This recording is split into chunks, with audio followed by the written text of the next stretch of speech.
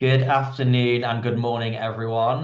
Thank you for joining us today from wherever you may be geographically, whether that's Europe or the US or further afield.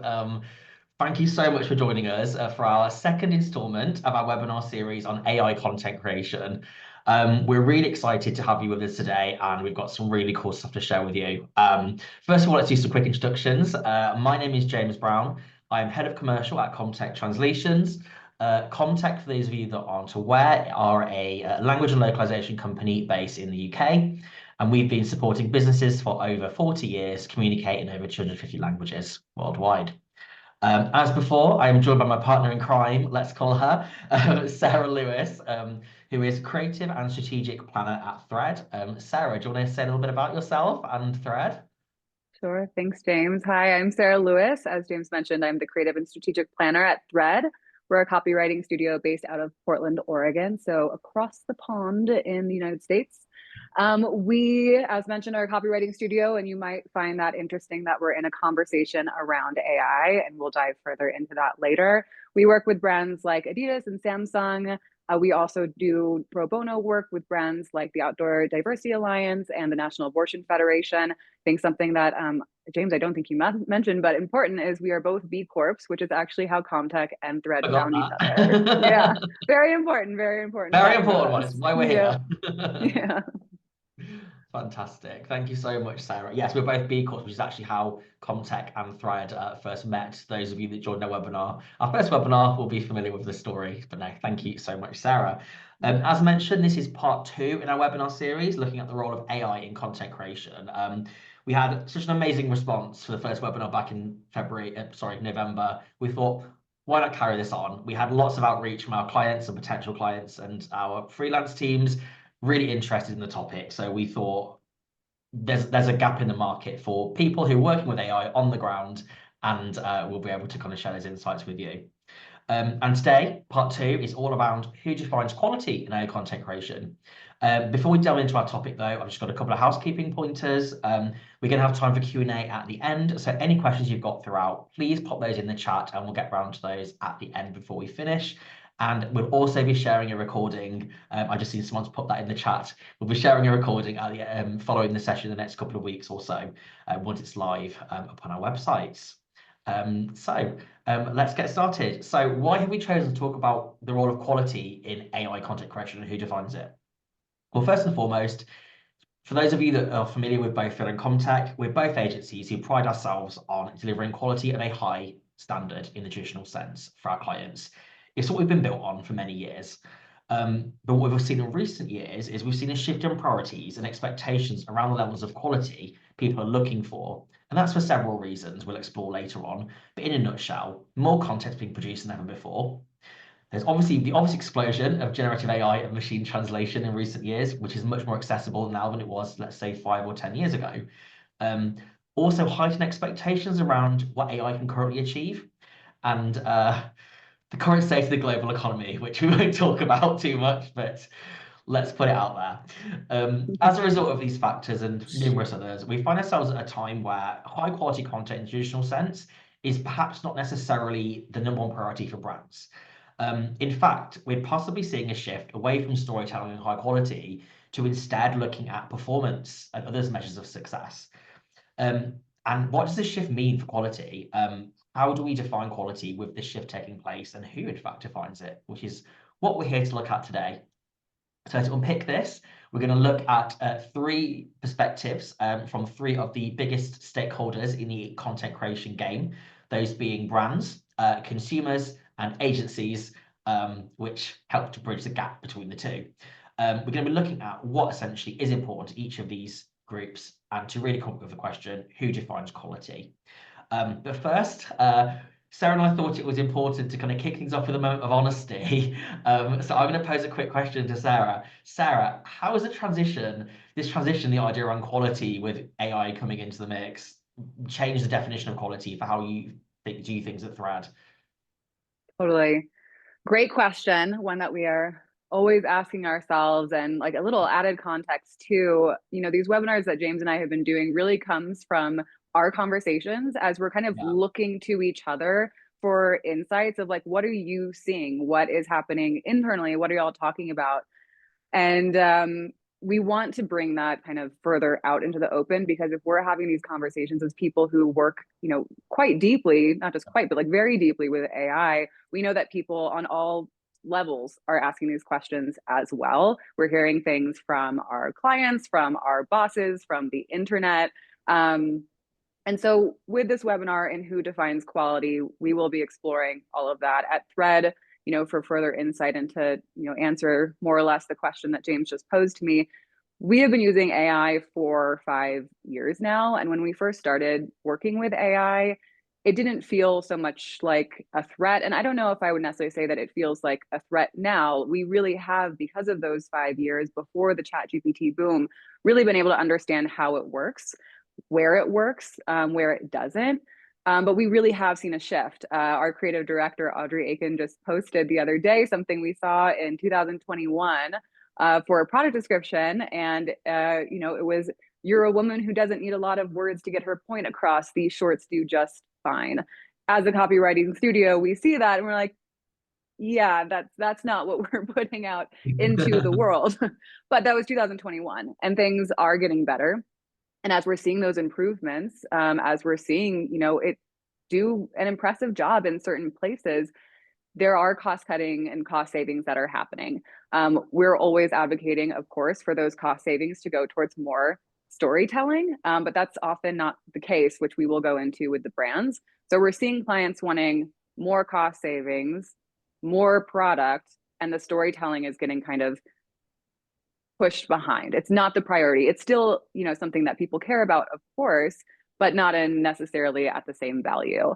So it hasn't been necessarily the easiest of transitions. Again, we see a lot of the benefits, we use it and we stand behind our use for it, but we are having to ask ourselves a lot of like, is this good? Is this high quality? What makes quality content? What makes high quality content? We have, prided ourselves on being the people that brands come to help advise them on that. So our role as advisors have also shifted as well. And we've had to come to a place of being like, okay, here is, I think, James, we talked about this last time, of like giving options to clients, and also kind of relinquishing just a bit on like what is considered that good enough, right? Like, what are we okay? Like, what does, when we talk about quality content, guess what? There's a webinar coming about this one in 2 weeks, but we're talking about quality content. Like, what does that mean? But first, to get to that, we have to understand like who defines that. That's Absolutely. a long-winded answer to your question. No, I think that's fantastic, and I think we've had a very similar journey. Obviously, as Sarah says, we both speak a lot about this. AI, for those of you who are familiar with the localization industry, it's been around for many years in the form of machine translation. That's been something we've seen for at least 10 years. It's become better over time. We've also seen things like ChatGPT explode onto the scene for localization in the last kind of 12 to 18 months, which again has kind of disrupted the kind of status quo of how AI was previously working in the translation industry. So we're seeing a very interesting shift. Yeah, really excited to kind of explore what the quality aspect looks like. Again, Comtec, we're very big on quality. But I think, and there's always been in localization what we call objective quality, which is it accurate, versus subjective quality, which is, does it tell a story? Does it say exactly how I want to say it and incorporate individual preferences? So there's also those two things that we balance as well when it comes to looking at quality. And yeah, let's dig in to what some of these stakeholders look like to see if we can get some of these questions. So let's kick off with brands first of all, which is who we work for as agencies. And I think when what Sarah mentioned previously about brands want more for less, and quality may suffer as a result, that's definitely something that's happening. But on the whole, there is lots of nuance to it that kind of gets you to why that's the case. And there's often competing challenges within brands that we see in our day-to-day work. So we work with lots of different stakeholders, from C-suite to marketing teams, and those two tend to be the biggest drivers of kind of content creation in the business, from different perspectives. So marketing teams obviously focus on things like tone of voice, brand reputation, brand guidelines, thinking in the eyes of a target consumer, which is where that storytelling piece comes in. So marketers still want to tell a story to some degree. However, they are very much met with the requirements of the C-suite, who are in charge of profit, financial performance of the business, growth, they're responsible for wages. So they have different competing financial priorities. So it's very much looking at this balancing act between the two. And we'll dig into this a lot more in webinar 3 next time, but we're seeing more options. And I think there's a balancing act in terms of between quality, budget, time, etc. And we're seeing brands handle this in different ways. In localization, we're seeing some brands who are translating less, but want to retain a fully human approach because their quality, their content needs that for what their objectives are. We're also seeing lots of clients choosing to translate lots more content, but exploring AI quite heavily, whether it's AI usage or enabled AI with the human touch as well for post editing. And those brands are the ones that are happy to accept good enough. But we're also seeing a lot of in the middle. So some brands who are kind of mixing and matching solutions to the purpose, which, some human, some machine translation with human post editing. So that's also really important to keep humans at the core of the process. We don't advocate just running things for AI at all. But what we're seeing though with those mixed approaches is a difference in quality levels. There's quality, there's high quality, and there's good enough quality out there. And it very much depends on competing. So yeah, in terms of quality definition, it's very nuanced, I think, from the brand side. What do you think, Sarah, from a brand perspective? I mean, there are a couple of things. There are many things, James, but I think one thing that I just want to reiterate that you just touched on is like, it's not one size fits all, right? Yeah. And you'll hear us talk a lot about adaptability, not just on this webinar, but probably anytime that you talk to us. Two things that really come up for me when I think about brand and C-suite and expectations. I mean, I'm sure that there were many marketers on this call who are probably nodding their head in agreement about what that kind of tension is between the marketing team and the C-suite, who, are just, there's different priorities, right? And so advocating for those priorities and that understanding of like kind of where to put AI in, where not to, and to be able to speak to that. I mean, that's a lot of what we do is kind of help our brands with that. But what I wish when I think about kind of the brand perspective that was more of a focus is that when we talk about AI and content creation, like that's often where a brand is thinking about AI best use case. And a lot of time, like that project management side is taking up a lot of the hours on a project, right? And so it's not just like the creative production, like there's so much more room for AI that's not just generate copy. And so that, I mean, probably another webinar, but like that is something that I hope that starts to be more understood, is that there are more places for AI that can allow space for the creative to be really creative and to allow the creatives to be really creative. But the other is, as we've touched on, a lot of times brands are really focused on that scale and speed, and storytelling kind of takes the third place there. Brands are wanting to get more product and more product and more product and more product out there, right? We're kind of drowning in the product. As someone, who has social media, like I am just overwhelmed by it. And to be honest, it does work sometimes. I am kind of like, well, I guess I do need this product, but am I getting to know the brand really? Or have I just like, just been infiltrated in this way? And so I think the story of brands is getting lost. And when you're trying to get more content in front of more eyes, what I ask is like, if you want to get more content in front of more eyes, what if you get the right content in front of the right eyes? And that brings in the idea of consumer, right? What is the consumer looking for? And I am going to just read some crazy stats to y'all real quick. But in terms of content, website publishers go live with 6 new websites per second. That means my math is terrible. What, 18, probably more than that right now. 6 more. Redditors write 41 comments per second. Like Instagram users share 1,099 posts per second. Y'all, chaos. The amount of content that is just swirling out there. Storytelling is more important than ever. I think Nish Patel says it great, and like, it's really on point. We're like, storytelling is becoming scarce. I think that we all agree with it. It's why we're here. And what's really interesting with AI is that, like, when people are putting out more content, it's more generalized.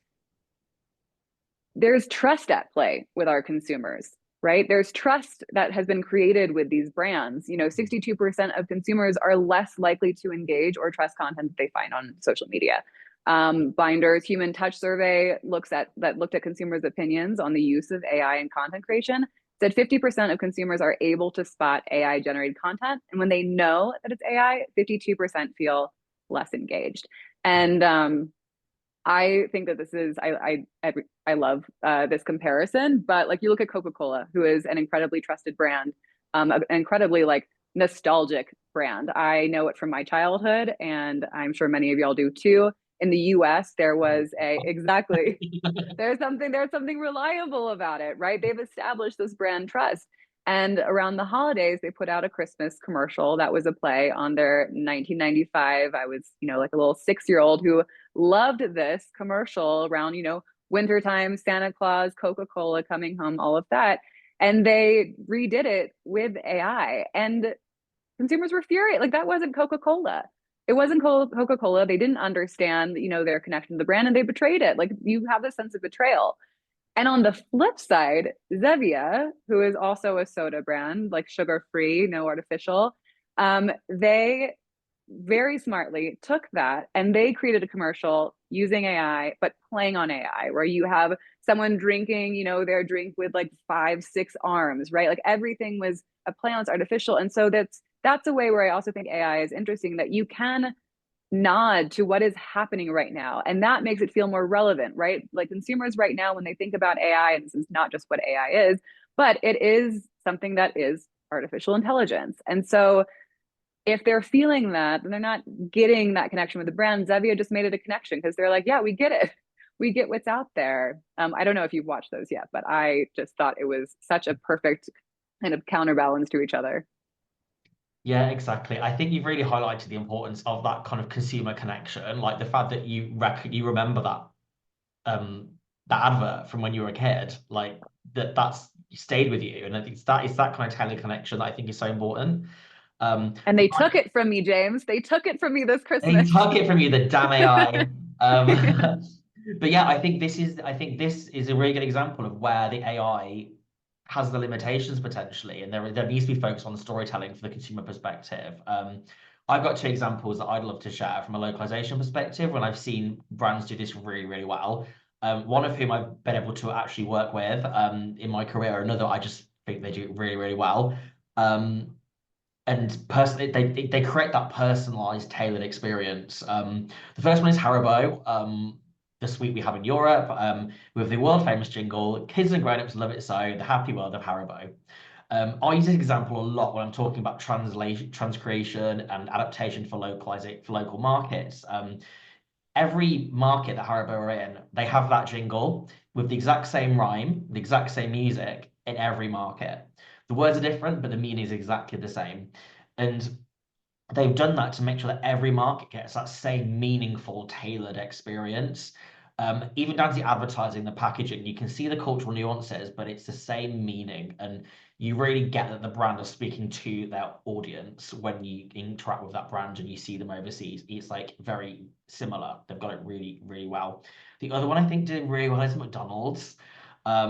It's a brand is near and dear to my heart because, first of all, I eat far too much of it. And secondly, I've also had the pleasure of working with them on localization over the last 4 or 5 years. When you walk into a McDonald's, first of all, and I don't know how many of you do this, probably quite a few of you, if you're anything like me, if you go overseas, you'll check out what a McDonald's is like when you go to a foreign country.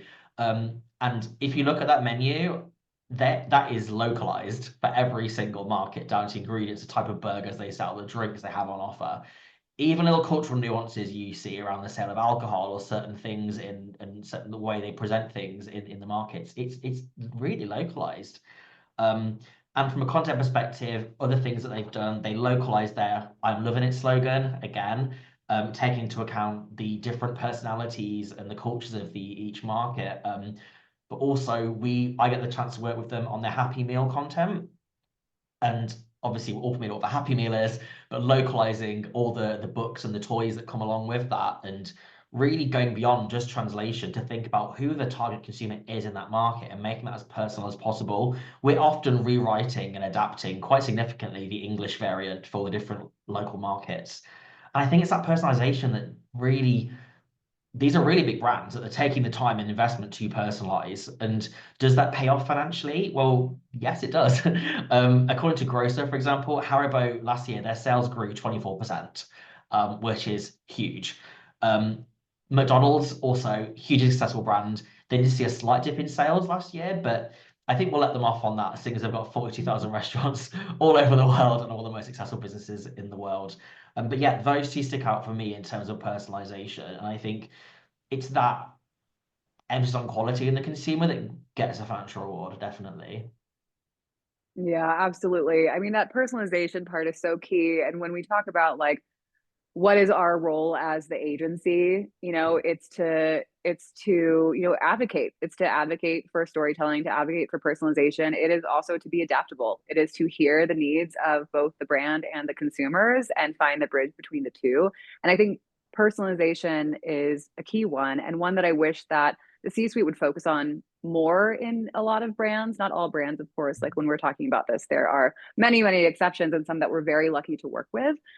But when we think, we've talked about again, like scale, like you can use AI to create at scale, but what if creating at scale, you use that to reach more people, like McDonald's is doing, right? Like, and I think so with that, like when we listen to the consumers, we observe what's happening culturally. You have, brands from the C-suite to marketers, like we listen. We're kind of therapists in a way. Like sometimes as a therapist, like you really like let people do what they need to do. They need to find out on their own, but like we're kind of giving you the good advice, and hopefully like you will take it, or in time after you've done your own experimentation, you're like, I see what you're saying now, right? So I don't know. I'm curious, we're advocates, we're therapists sometimes. Like, how do you see the role as an agency? It's such a good question. And I think we need to be the advisors now more than ever as agencies. I Definitely. mean, AI is firmly in the mix, and there are more options available than ever in terms of writing your content. If I'm thinking of translation localization, I can think of like 9 different ways we can do that with AI and without AI off the top of my head, which is a lot. Yep. That's doubled in the last few years compared to what we had before. That can feel overwhelming, even for the agency. Um, so we are not service providers anymore. We need to be consultants. We need to offer the best advice possible. And I think we've both mentioned it already. One size does not fit all, and it shouldn't fit all. And it's good that it's a good thing we have all these different approaches. But what I think is really important for agencies to do is we need to understand the customer. We need to understand on a deeper level than ever before, what are their challenges? What are they? What are their priorities? What are they looking to achieve? And also brands, what do their customers and consumers find interpret? We need to bring those two together. We need to understand both perspectives and come up with the best solutions that are going to get them the quality they need in that there's budget restrictions and there's time restrictions. And I think there's lots of different types of quality. There's lots of different types of content that we can look at. And there is content that is great for large scale, the large scale approach. It has automation in the mix. There's also equally content that needs to be and should be kept fully human, because that's what's really going to get that personalization level. And I think that's what we're going to get out in the next webinar probably quite a lot when we look at specifics. But I think as the agency, we need to be at the core of this. We need to be the ones advising how to use AI, just like we were before, how to create great content and localize great content. It's just another tool in our kit. But I think it's more than ever that we are being the guides to listening to both perspectives and trying to bridge the gap. Yeah, definitely. I mean, it has been, as I said, we've been working in AI for 5 years now, and we've really seen our role evolve in that of talking with our clients, especially because clients have questions around like, should I be using AI? Is everyone using AI? We had a client that was kind of like, that was not using AI at the time. And they were like, are we behind on this? Like, where are people at? Right? Yeah, Because there is so much that's out there that it makes it seem like everyone's using AI and AI is the magic wand for everyone, absolutely. and it's not the reality. And so us being able to come in and talk about, one, like here's kind of what we're seeing, similar to the conversations that you and I have. And Yeah, additionally, being able to show like, it's not one size fits all. Here are the no, possibilities. here are the opportunities, right? That I think has such incredible value in the mix of all of the noise as we're trying to figure this out, as brands are trying to figure this out for themselves, as consumers are trying to understand how to engage with content of all forms, right? Not just AI. So, when we think about these kind of, why we're here, which is like who defines quality in AI Question. content creation.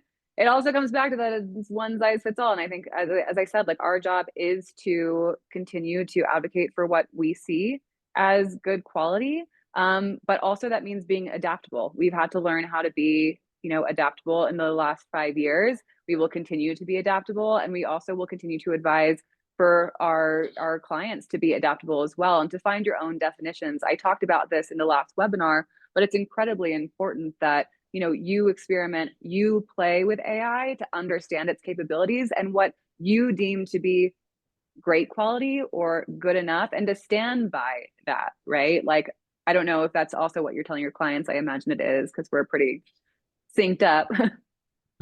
Absolutely. I think one thing we touched on in the last webinar was around the testing and the data Yeah. and looking at the return on investment, looking at KPIs. We've worked with brands where we've done testing. They've been interested potentially in using AI. We provided a solution that's we've offered them a range of samples that's ranging from human translation, human transcreation, and then maybe 2 levels of workflow with AI involved. And they've chosen, they've made the decision. I think but doing that and like letting them choose for themselves what is good enough based on their needs. We can say we think you need this one, but this is the full range. Which one do you like? We have had though people that have started with they've said initially, oh, I want machine translation post editing, so AI in the mix. When they've seen it back, they said, actually, no, we want human. We prefer that. That speaks more to how we say things. So giving people the choice, experimentation, and being that guide. There are more options than ever, so we can offer more options than ever. But it's also to make sure we're offering the right options and not overwhelming. Yeah. Because clients, it can be. We want to give the right advice, and we want to be the consultants who are giving the best solutions. Not here's 10 options. We let down to 2 or 3 that we think might work for you. Yeah, I think the consultancy angle is what is really, really important right now. Just being there to be honest. Yeah.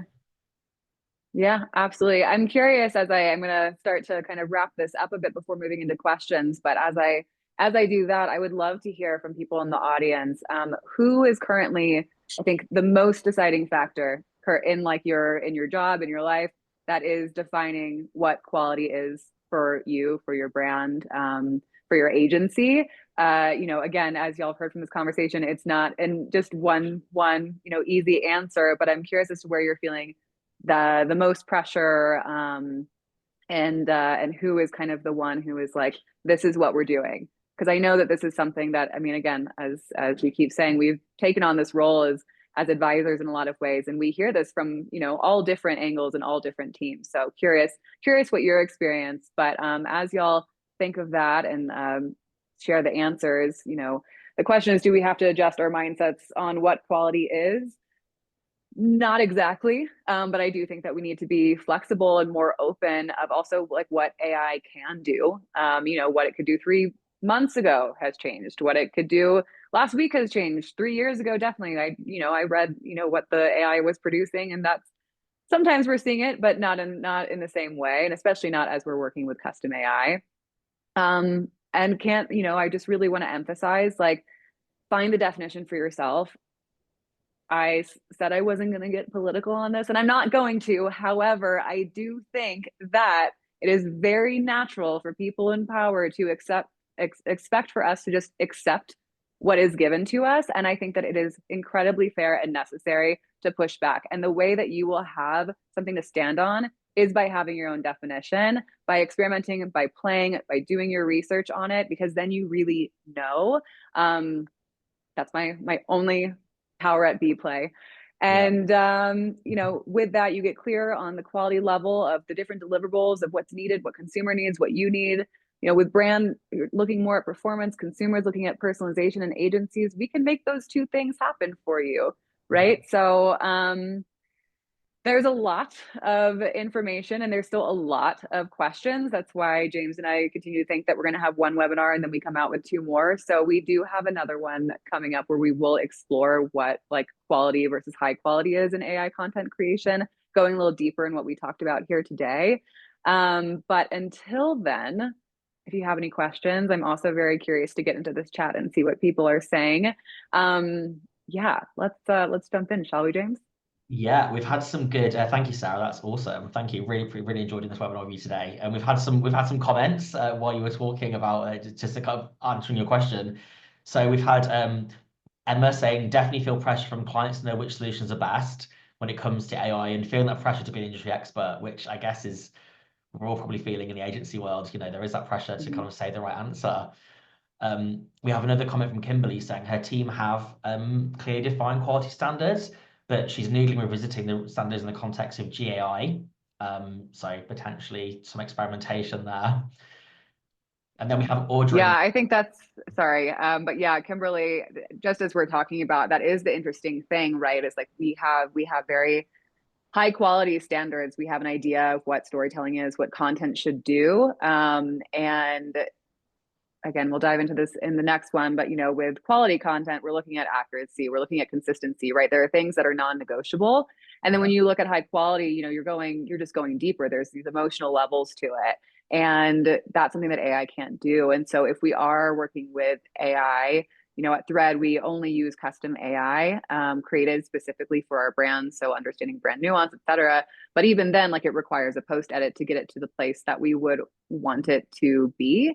But we are having to kind of look at definitions of what is high quality AI versus what is high quality studio output as well. So I think that it's an interesting and necessary question to be noodling on. And I'm always also down to talk to you about it. If you want to find me on LinkedIn, we can chat more.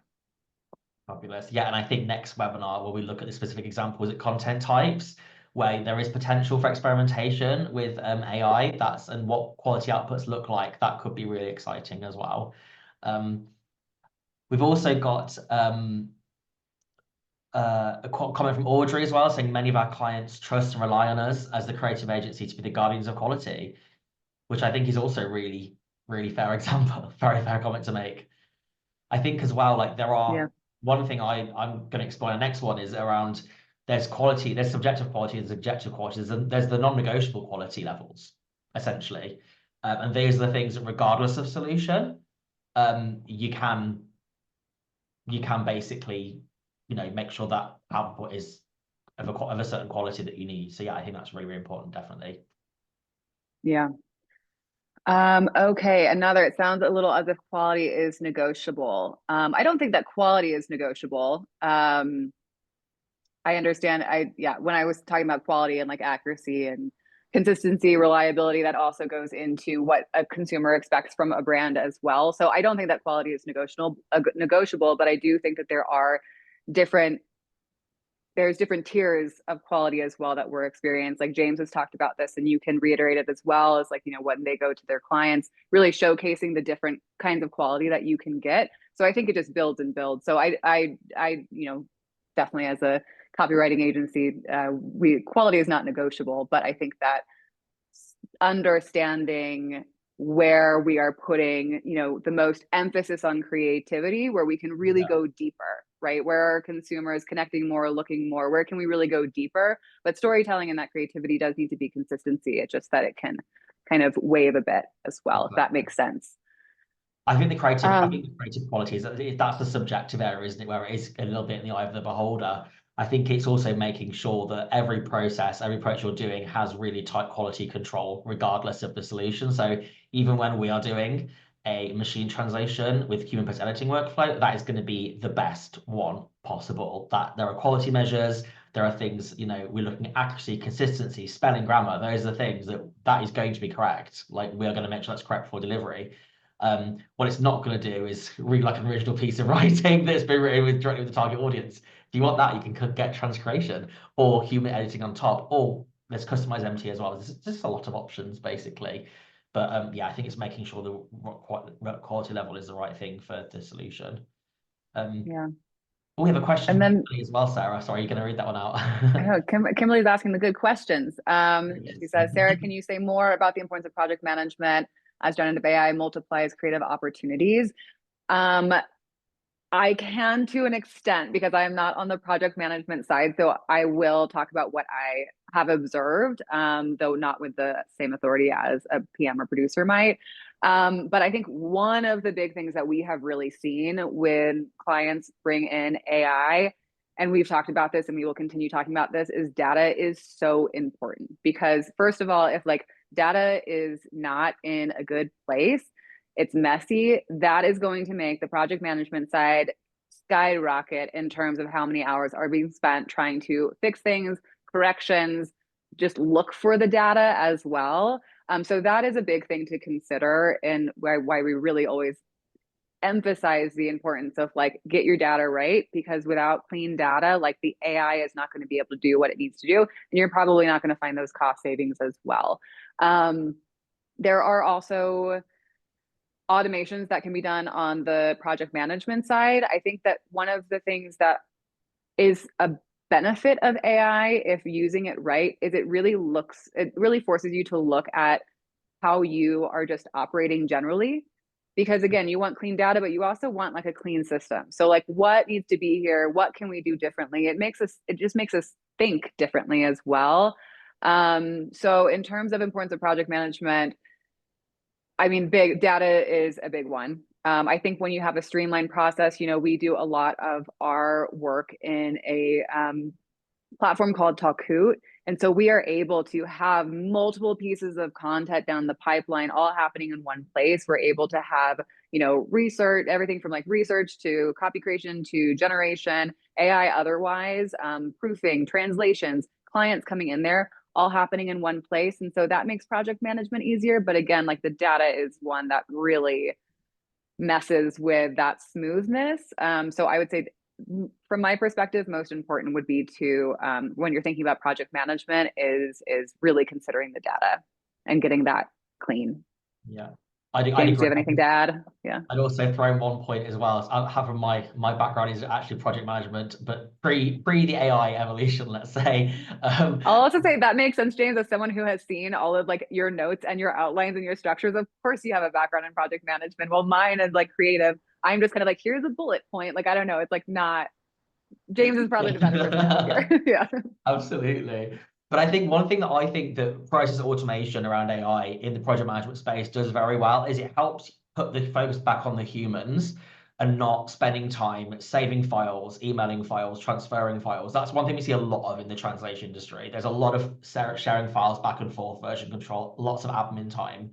And when and this is pre-AI, but I guess it's the same kind of principle. When we've looked at streamlining processes, we've seen our team be able to spend more time with our freelancers, be able to spend more time being creative and looking at solutions, more time with our clients, not just doing admin.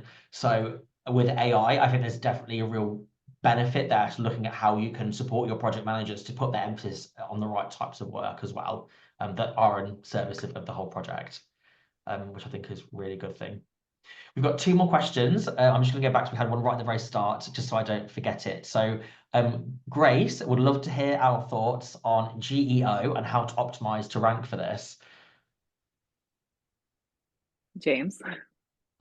Sarah, I this have is a little bit excellent question. beyond my knowledge, I think. So this one might be Yeah.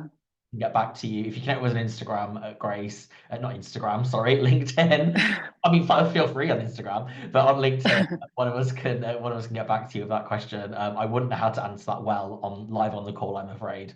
I was hoping my counterpart was much more skilled than me I there. know. I saw that question come in, Grace. Thank you for the question. I saw that come in and I was like, James can handle this one, right? So as James mentioned, please follow up with us on LinkedIn and we'll get you a better answer than hit us up. Fantastic. Thank you so much. And the last question is from Jan. So Jan's commented, AI lacks intent and human judgment. Brands may prioritize consistency, agencies may focus on creativity, and consumers may value authenticity. But can AI cater to all these demands at once? No. And that is why we're saying, it's not one size fits all. And also why we're saying that AI isn't for everything. right? When we talk to our clients, like, I mean, there are so many different deliverables, there's so many different pieces of content in the world of the brand that what we are looking at is where does it work? And then when we're in that place of like, for example, like product descriptions, as I, kind of kick things off, like AI can be great for product descriptions. And it can also, there are places where you want more storytelling. So what's the mix? Like we talk to brands of, wanting to like, okay, what are your hero products? Let's, put our studio on that. And then for other products where the AI does do well because we have custom trained it, right? This isn't just straight out of the, off the shelf, out of the box AI. This is trained on your brand voice. Like you can work at scale, get to a really good foundation, have a post editor come in, fact check, enhance it as needed. So like, no, absolutely. AI cannot do everything like at all. No. Far, far, far from it. But there are places where it does work. And when we have that in the mix, it allows us to do more. Yeah, absolutely. I'd also say the customization piece right now is so important, um, as well as having a linguist at the post-editing stage. In terms of customization, that is being done by linguists. So from a translation perspective, they're the ones customizing the AI. They're the ones creating glossaries, creating style guides, helping program AI for a specific brand to make sure that the baseline quality is an okay enough standard that a linguist can then take that and then work with it professionally, as in terms of post editing. So there's a lot of work that goes in. I think the main thing for me is understanding how much human activity there is still in the AI process. And yeah, not just running things through the free online tools or the cheaper ones, because there's so Yeah. that needs to be safeguarded with that process around quality, even just base level quality.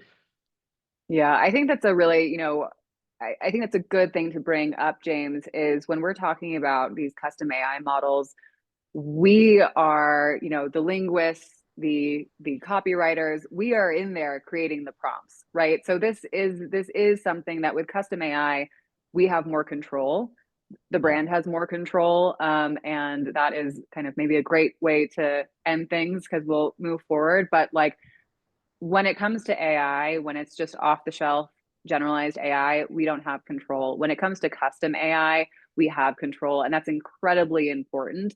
And then, kind of furthering going back to my little political stance is like when we make definitions for ourselves, we have more control. And that's what I hope everyone kind of walks away with here today. As mentioned, sorry, Grace, that we did not have your question, but if you have more questions, please hit us up. If there's anything we didn't answer today, please hit us up. We love talking about this. This is like what James and I do, weekly, sometimes more. And we love getting to bring it out here. And the more conversations we have, the more questions we have, the more answers we come, and the cycle continues. So yeah, please come find us and come find us in 2 weeks as well.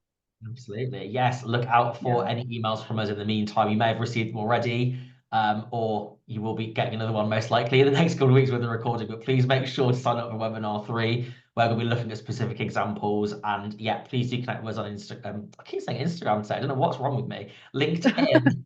They've got you. They've got you. They've got me. There's the algorithm is listening to me and programming me. It's AI. But no, make sure you follow us on LinkedIn and reach out, and we'll yeah, look out. Hopefully, see you all on the next webinar. Yeah. Thanks, everyone. Fantastic. Have a great day, evening ahead, and speak to you all soon. Thank you.